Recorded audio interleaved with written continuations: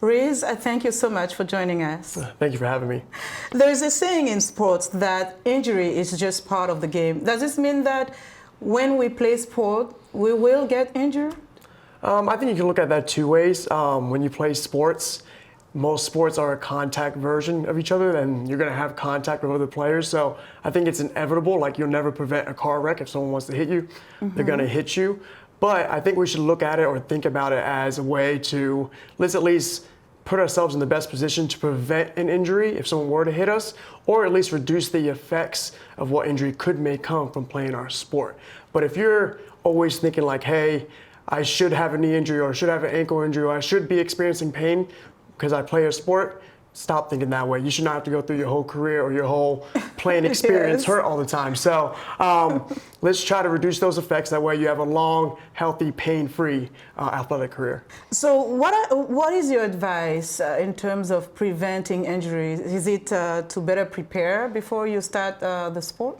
Yeah, I mean, there's many aspects that you can take to it. Okay. I think the first two things that we already do every day that most people aren't good at is getting enough sleep at night and then having a well-balanced diet. So if you got 8 to 10 hours of sleep at night, you're gonna recover from your long day of, if it was the office job or if it was practice that you had with your team. And if you're eating well, you can also recover and stay hydrated so your bones and muscles are healing fully, so that way they're never put at a bad position or a weak position when it comes to your activities. Yes. And then from there, we can look at the other things like having a well-balanced workout program that has flexibility in it, strength training, landing mechanics, conditioning. That way, as we are improving our movement quality and getting in better shape, we're not going to experience any of those injuries and have any setbacks.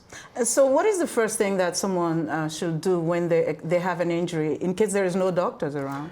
First thing you should do, immediately stop whatever you're doing that caused that injury. So like if you're playing on soccer or if you're in the gym doing some squats, immediately stop that. And then I would say try to support the joint or the injury. That way we're not using that body part anymore and sort of putting it into more of a rest phase. And then until you actually see a doctor, you can be proactive. You can ice it. You can elevate that injury above your heart rate to help with circulation of the blood. And then when that doctor's appointment comes, he can get a better look at that joint or that injury when that time comes. Now, I've heard of people who have been injured before in one part of the body, for example, the knee or the shoulder or the ankles, as we're talking about this.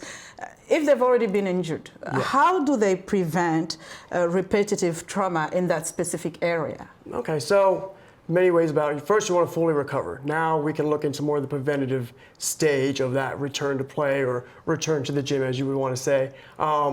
So let's say we hurt the knee. Once that knee is strong enough, now we can implement a training program that's going to focus on bringing mobility to the joints around the knee. So we know the ankles below the knee, we know the hips above the knee. So if we can work on mobility in those two areas, it's going to take less strain off of the knee and allow that knee to be what it's made to be, is a stable joint, keep your body stable. So it's going to lead it to be more successful in that. And then let's just go ahead with a lot of lower body strengthening, working on our core, working on our posture to equal out the body. Rhys Gully, thank you so much for joining us. You enlightened us today with all this information. Thank you. Thank you for having me. It was a pleasure.